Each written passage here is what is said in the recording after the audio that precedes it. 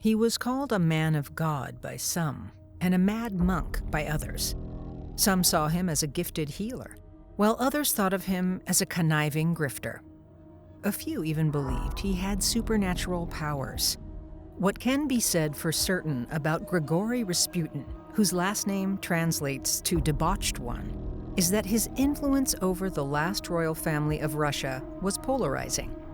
His presence in the royal court added a dark layer of mystery as tensions grew between the out-of-touch Romanovs and the downtrodden Russian people in the early 20th century. Hi, I'm Dominique Dibbell. Today we hope to paint a clearer picture of Grigori Rasputin, whether he was a puppet master of the Romanovs, as his enemies portrayed him, a pious healer who got swept up in the lives of the royal family by fate, or he stood somewhere in between. Thank you for joining me for another episode of Haunting History.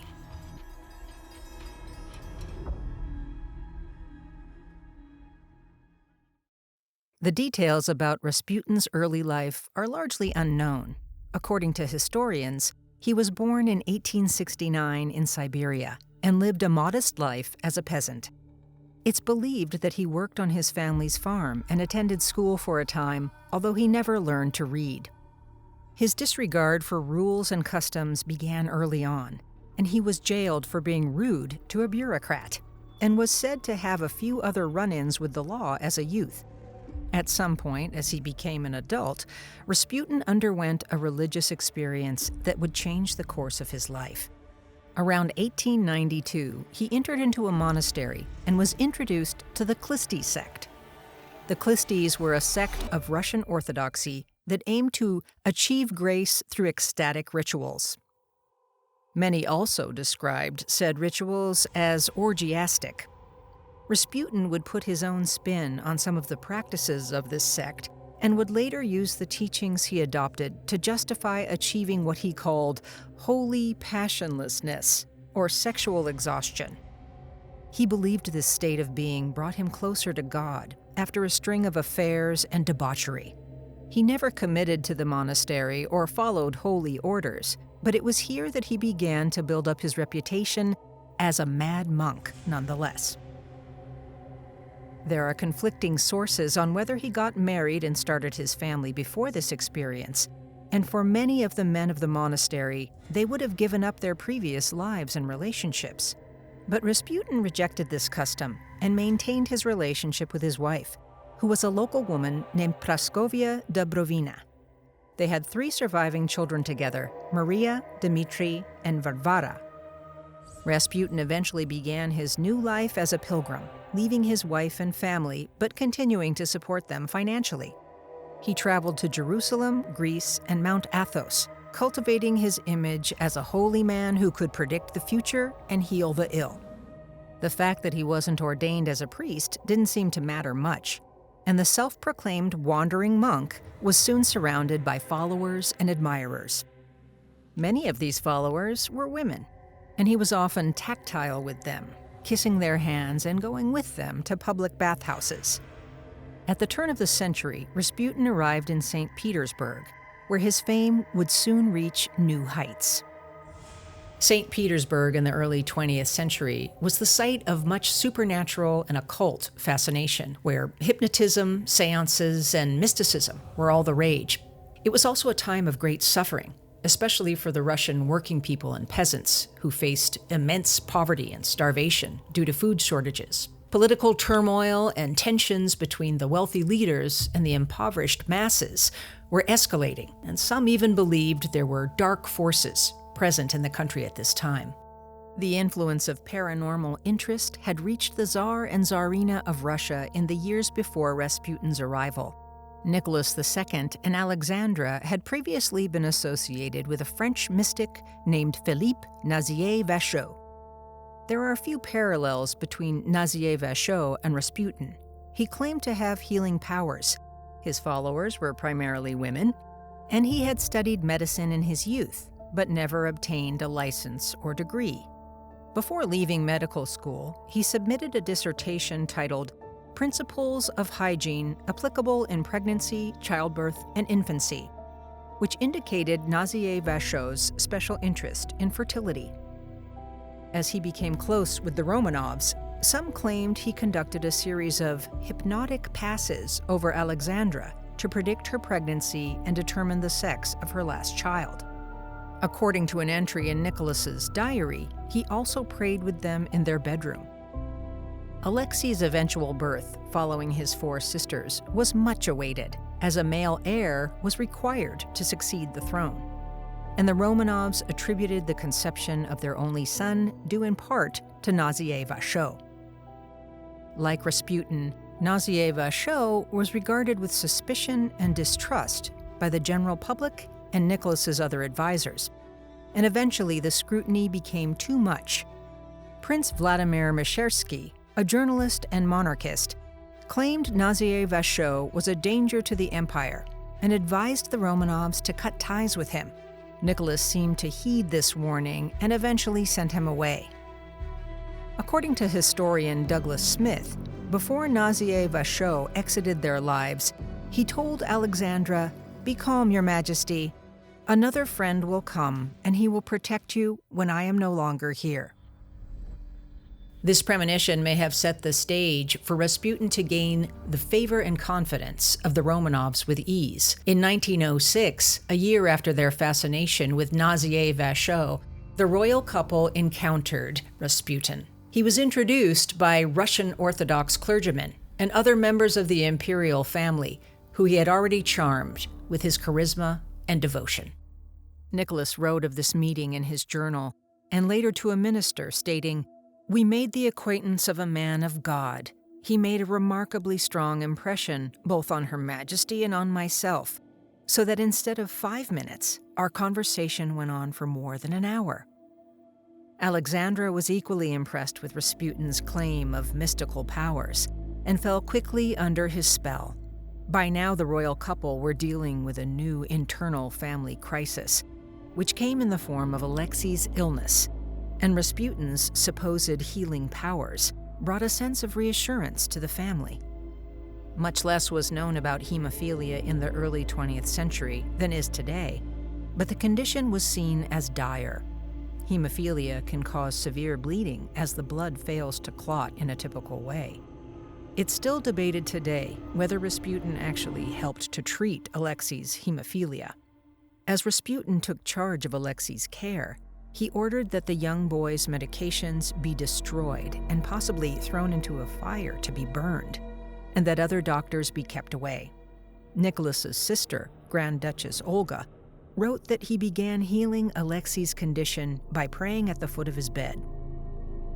One of Alexandra's ladies-in-waiting believed he used a special peasant folk medicine on him. Though his methods were mysterious, Alexei's parents were thrilled with their supposed result, and their trust in Rasputin grew. Historians point to several explanations for the alleged efficacy of these treatments. Aspirin was likely one of the drugs administered to Alexei, and its blood-thinning side effects were unknown to doctors at the time. Aspirin would have likely worsened Alexei's hemophilia, and so when he stopped taking it under Rasputin's orders, his condition could have improved. Rasputin's refusal to allow other doctors to treat Alexei could have possibly helped him in the long run, since they may have continued to administer the aspirin, unknowingly aggravating the boy's condition. Other historians note that Alexei's health could have benefited simply from the calm Rasputin brought to his parents and those around him. It's likely true that much of Rasputin's supposed powers came from his ability to instill faith and dependence of his expertise into Nicholas and Alexandra. Douglas Smith notes that Rasputin successfully told Nicholas what he wanted to hear, that he had the right to expect the obedience of his people, and that he was the essential rightful leader of the country. He was also able to calm Alexandra's anxieties of her son's health, and as his closeness to the royal family grew, so did his political influence. His input was received for appointments and policies, and even gave military advice. Rasputin reveled in the attention and admiration of the Romanovs, hosting Alexandra's servants and friends in his home, boasting about the shirts the Empress embroidered for him. He established himself in St. Petersburg, living alongside his daughters who rejoined him there, and shocked the public with his affairs and copious alcohol consumption. The press began publishing wild stories about him, and his infamy grew. His affairs gave him a reputation as a sexual deviant, and when those transgressions were brought up to his wife, she reportedly said, "He has enough for all." Rasputin eventually gained international attention, and this contributed to the belief that he held great influence with the Russian royals. This impression began to undermine the Russian Empire's overall image, and rumors about Rasputin continued to circulate within the country and beyond its borders, especially during the First World War. At the suggestion of his wife and Rasputin, Tsar Nicholas took personal control of the army on August 23, 1915. While he was away, Alexandra and Rasputin assumed power domestically, appointing their own public officials and church ministers. Public perception towards Rasputin and the royal family grew worse as the war took a downward turn. Nicholas was blamed for military defeats, further contributing to negative sentiments toward the Romanovs. Soldiers spoke openly about Rasputin and Alexandra having an affair as though it were obvious, and postcards depicting Rasputin and Alexandra in a sexual relationship were circulated. Another wartime myth blamed Rasputin for a cholera epidemic which broke out in St. Petersburg, with some believing he had used poisoned apples from Canada in an effort to aid the Germans. These circulating rumors contributed more towards the public pressure to remove Rasputin from power than any of his true actions. Despite the increasing backlash, Nicholas refused to heed the many warnings his advisors made against Rasputin, reportedly telling his prime minister, "Better 10 Rasputins than one of the Empress's hysterical fits." The Tsar's failure to recognize the public's animosity toward Rasputin and his family, along with his uninformed governing, would eventually lead to the downfall of the Russian Empire, and a violent end for all of them. Rasputin's assassination in particular was as shrouded in mystery and myth as his life. Before his ultimate demise, Rasputin would have an initial brush with death when a beggar woman stabbed him while he was out in public in June of 1914. The woman said that Rasputin was seducing the innocent, and her attack on him was nearly fatal. He eventually made a full recovery, and this dramatic escape from death would help to support the legend that Rasputin was impervious to harm, or even impossible to kill. Later on, an aristocrat named Felix Yusupov began conspiring against him. Yusupov was the richest man in Russia, and he happened to be married to the Tsar's only niece. The public saw him as privileged but useless, never having served his country or worked a day in his life.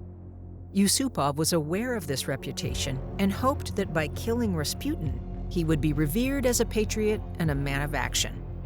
The other noblemen who conspired with him hoped the killing would restore the monarchy to its former prestige, and by eliminating Rasputin's influence, make Nicholas return to St. Petersburg and be more open to advice from other government officials. On December 30th, 1916, Yusupov invited Rasputin to his palace, where he was told a party was taking place and his wife would join him there. Rasputin's wife was actually not in St. Petersburg. But reportedly, Yusupov put on music upstairs to make it seem as though a party was ongoing. Yusupov, Rasputin, and the other nobles convened in the basement of the palace. There are many accounts of what happened next. The version published in Yusupov's 1928 memoir years later became the most popular and dramatic retelling. Even so, there are many who question the veracity of Yusupov's account of the evening. First, Yusupov claimed to serve Rasputin cakes laced with potassium cyanide. But miraculously, this had no effect on him. Growing desperate, he borrowed a revolver from the Grand Duke Dmitry, the Tsar's cousin. Yusupov abruptly shot Rasputin several times, supposedly with at least one bullet striking his heart. This appeared to do away with him at first, but then he opened his eyes and assaulted Yusupov. Frightened, Yusupov ran upstairs into a courtyard with Rasputin behind him. Rasputin was allegedly shot 4 more times before he was finally still, and he was tied up and thrown into the frozen Neva River. Yusupov described his horror at the situation in his memoir, writing, "This devil who was dying of poison, who had a bullet in his heart, must have been raised from the dead by the powers of evil. There was something appalling and monstrous in his diabolical refusal to die." Some legends go on to say that when Rasputin's body was pulled from the river, he was still showing signs of life. But most people believed that Rasputin eventually died from drowning in the river when water was allegedly found in his lungs. While the Romanovs grieved the loss of their confidant, the public response to Rasputin's murder was varied. Nicholas's mother was said to welcome the news of Rasputin's assassination, a sentiment shared by members of the court. The Russian Orthodox Church echoed these sentiments. Yusupov and his conspirators were generally lauded by Russian elites. Rasputin proclaimed himself as a man of the peasants, and those who saw him as one of their own found the murder to be another example of how nobility controlled the Tsar. Some believed that Rasputin was self-made and rose to power through his own aptitude, only to be killed by an aristocrat who never had to earn a living. Russian nobles were dismayed when they realized that Nicholas and Alexandra's poor political strategies did not improve after Rasputin's death, and the emerging revolutionary Bolsheviks saw his assassination as a symbol of the corrupt nobility and the violent oppression of the proletariat. But the royal couple never lost their trust in Rasputin, even after his death, and their daughters even wore amulets of his photo right up until their own assassinations. But how much, if anything, could be true about Yusupov's story of Rasputin's demise? All it is known for certain about Rasputin's death is that he visited Yusupov Palace in St. Petersburg after being invited by Yusupov. Days later, his body was pulled from the river. Some historians believe that Yusupov's memoir was more boastful than truthful, and that the assassination wasn't as sensational. He likely dramatized the story to promote himself as courageous and play up the dramatic struggle between good and evil. There are several theories surrounding the mystery of Rasputin's resistance to poison, if he was poisoned at all. Yusupov could have botched the poisoning if they used old cyanide, or too small an amount.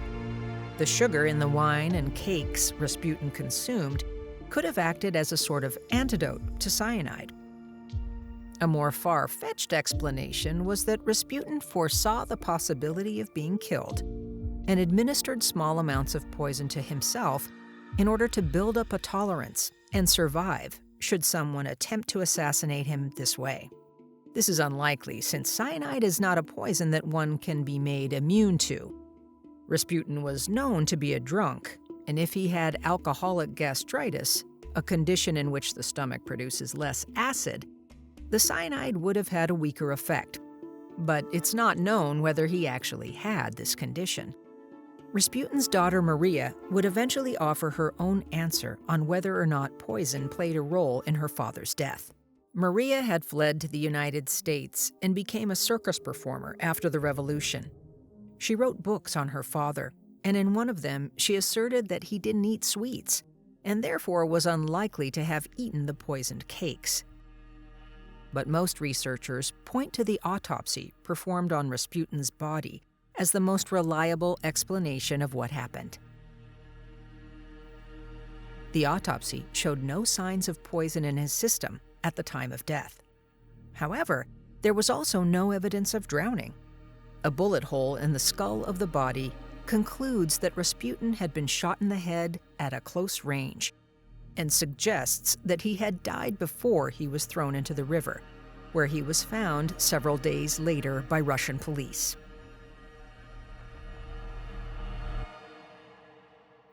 Even after the end of the Russian Revolution, Rasputin's legacy lived on in mythology, and the rumors surrounding him during his life and after his death had varying validity.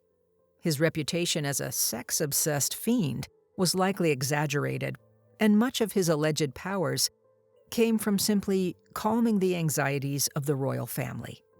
His life was further dramatized by his enemies, propagandizing his activities.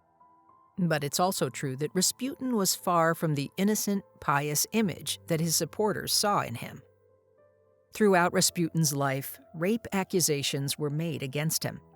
He was also known to hold anti-Semitic views and encouraged vigilantism against the Jewish population of Russia, who were already facing religious oppression. He said that crimes against Jewish people would ensure that they won't even dream about asking for equality. But according to Douglas Smith, most of the myths spread about Rasputin were ultimately incorrect. He explains that the Rasputin Russians thought they knew had been nothing but a fantasy, yet a dangerous fantasy that proved poisonous to the throne. Overall, Rasputin was a man who was swept up with all the darkness in Russian society and politics during the Romanov era, and many believe his power ultimately contributed to negative sentiment towards the monarchy, solidifying his place in history. Let us know if you'd like to see other historical figures examined in this series. Thank you again for joining me on this deep dive into the life and death of this mysterious individual, and I'll see you again on the next episode of Haunting History.